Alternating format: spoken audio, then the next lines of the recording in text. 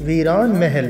پیارے بچوں، بہت عرصہ پہلے کی بات ہے، شہزادہ عمران اور شہزادی صابرہ کی منگنی ہو چکی تھی۔ جب یہ منگنی ہوئی تھی تو نجومیوں نے بتایا تھا کہ شہزادہ عمران کی زندگی میں ایک سخت موڑ آئے گا۔ اگر وہ اس امتحان سے گزر گیا تو پھر وہ اور شہزادی صابرہ ہنسی خوشی زندگی گزار سکیں گے۔ بادشاہ نے پوچھا کہ آخر وہ کون سا موڑ ہوگا؟ نجومیوں نے بتایا کہ بس ان کا علم یہی بتاتا ہے کہ کسی بھی طرح کا سخت امتحان ہو سکتا ہے۔ پچھلے دنوں یہ طے کیا گیا تھا کہ شہزادہ عمران اور شہزادی صابرہ کی شادی کر دی جائے، تو پتہ چلا کہ شہزادی صابرہ کو ایک جن اٹھا کر کوکاف لے گیا ہے۔ اب تو سب لوگ سر جوڑ کر بیٹھ گئے۔ نجومیوں کو بھی بلایا گیا۔ انہوں نے بتایا کہ اگر شہزادہ عمران ایک ویران محل میں جا کر وہاں 10 چراغ روشن کر دے تو شہزادی صابرہ کو وہ جن آزاد کر دے گا، لیکن وہ پھر شہزادہ عمران کے پاس پہنچ جائے گا اور ان دونوں کا مقابلہ ہوگا۔ اگر شہزادے نے اس جن کو مار دیا تو ٹھیک ہے، ورنہ جن اسے مار ڈالے گا۔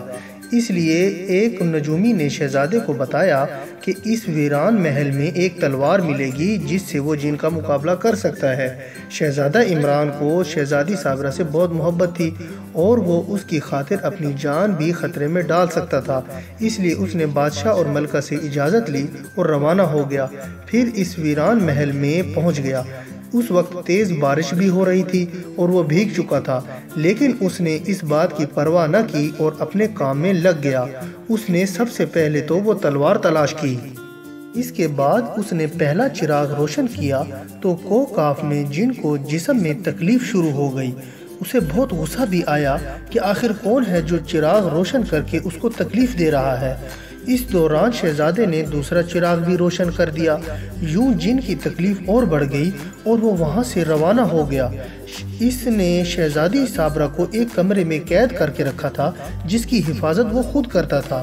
وہ جب روانہ ہوا تو شہزادی نے دروازہ کھولا اور وہاں سے روانہ ہو گئی۔ اسے ایک بڑا پرندہ مل گیا۔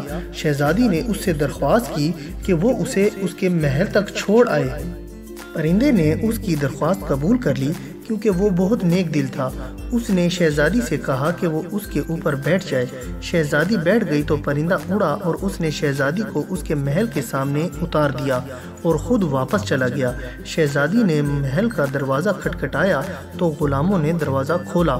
بادشاہ اور ملکہ کو نجومی نے پہلے ہی بتا چکے تھے کہ شہزادی کو ایک پرندہ لے کر آ رہا ہے، اس لیے وہ دونوں بھی دروازے کے قریب ہی کھڑے تھے۔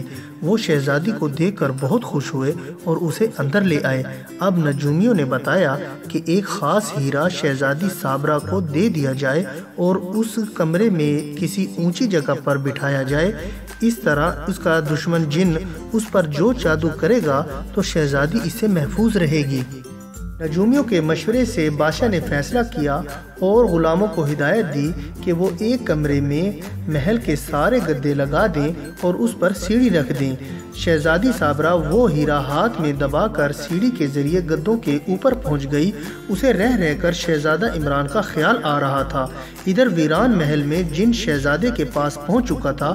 اس نے شہزادے کو منع کیا کہ وہ یہ چراغ روشن نہ کرے، لیکن شہزادہ تو یہی کام کرنے یہاں آیا تھا، بھلا وہ کیسے رک سکتا تھا؟